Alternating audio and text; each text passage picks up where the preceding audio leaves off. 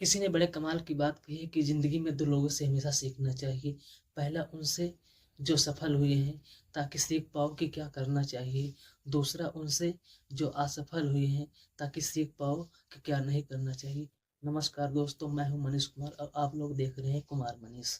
मैं एक छोटी सी कहानी सुनाता हूँ एक गुरुजी की, जिनके एक शिष्य ने पूछा कि गुरुजी, आज तक हमें ये नहीं पता चला कि आपके गुरुजी कौन थे, उनके बारे में बताइए। तो गुरुजी कहने लगे, बेटा मेरे तो बहुत गुरु रहे हैं, मैं तो सभी से सीखता आया हूँ, लेकिन चलो मैं तुम्हें कुछ गुरुओं के बारे में बताता हूँ।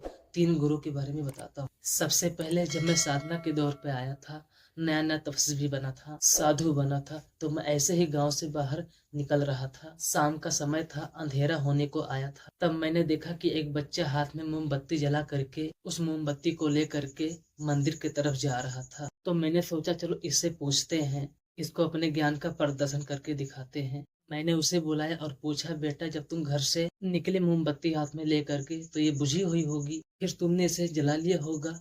हाँ जी, हाँ जी। बेटा तुम मुझे ये बताओ, ये ज्योति, ये प्रकाश, ये रोशनी आई कहाँ से? लड़के ने तुरंत फूंक मारी और मोमबत्ती को बुझा दिया और मुझसे पूछा कि बाबा जी अभी आपके सामने बुझाया है, तो मुझे बताइए कि ज्योति, प्रकाश, रोशनी कहाँ गई? क्या आपने उसे जाते हुए देखा? तब गुरुजी ने कहा, बेटा मेरा सारा अहंकार चकनाचूर हो गया। मैं जिस ज्ञान पर घमंड कर रहा था वह नष्ट हो गया है। छोटे से बच्चे ने मुझे सिखा दिया कि ज्यादा ज्ञानी बनने की भी आवश्यकता नहीं है। उस बच्चे ने मेरे सवाल का मेरे ही अंदाज में जवाब दिया। कुछ महीनों बाद ऐसे ही मैं अपने भ्रमण पर निकला हुआ था। एक तालाब के पास से मैं जा रहा था तो मैंने देखा कि एक कुत्ता वहां पर पानी पीने का प्रयास कर रहा है, लेकिन अपनी परछाई से डर करके वो वापस भागकर पीछे आ रहा है। वो जाता और उस परछाई को देखता और डरता कि शायद दूसरा कुत्ता है। वो भागता और वापस आ जाता, यही करता चला जा रहा था। मैं वहीं रुका रहा उसी तालाब के किनारे, ये देखने के लिए कि ये करेगा क्या। 10-12 बार जब उसने ऐसा कर लिया तो अंत में वो थोड़ा पीछे गया, दौड़ा, भागा, छलांग लगाई और तालाब में कूद गया। बड़ी देर से प्यासा था, प्यास बुझाना चाहता था। तालाब में जाकर उसने पानी पी लिया, मस्ती में मगन होता हुआ झूमता हुआ बाहर आ गया। उस दिन मैंने सीखा कि जीवन में डर आएगा तो डर लगेगा, लेकिन आपने अगर अपना साहस दिखा दिया, कमाल कर दिखाया, तो बस डर छूमंतर हो जाएगा। और एक बार तो कमाल ही हो गया। आधी रात्रि का समय था, मैं गांव से दूसरे गांव में पहुंचा, क्योंकि मैं भ्रमण कर रहा था। तो मैं उस गांव में पहुंचा तो परेशान था कि यहाँ किससे पूछूंगा, कि कौन बताएगा कि मंदिर कहाँ है, कहाँ जा करके विश्राम करूंगा, कहाँ आश्रय मिलेगा।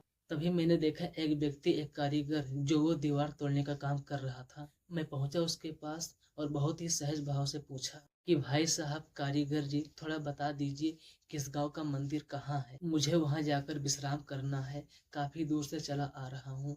तो उस व्यक्ति ने हंसने लगा। उसने कहा, मैं कारीगर नहीं, मैं तो चोर हूँ, ये दीवार तोड़कर रास्ता बना रहा हूँ, चोरी करने जा रहा हूँ। मैंने कहा चलो ठीक है, अब जो भी हो, लेकिन मुझे बता दो ना मंदिर कहाँ। तब उसने कहा कि मंदिर के दरवाजे तो अभी बंद होंगे, अब सुबह ही खुलेंगे, चलो मेरे साथ मेरे घर पर, अगर आपको रुकने में आपत्ति ना हो। मैं चोर हूँ, पहले ही बता रहा हूँ। मैं उसके घर चला गया।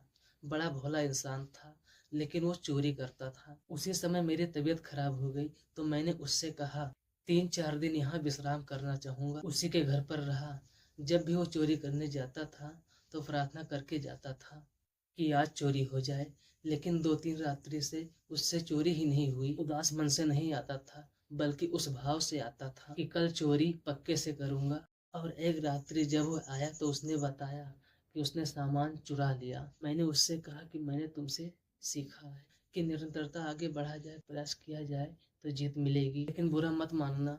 मैं कल सुबह राजा को बता दूंगा तुम्हारे बारे में, क्योंकि तुम्हें तुम्हारी भूल का प्रायश्चित करना जरूरी है।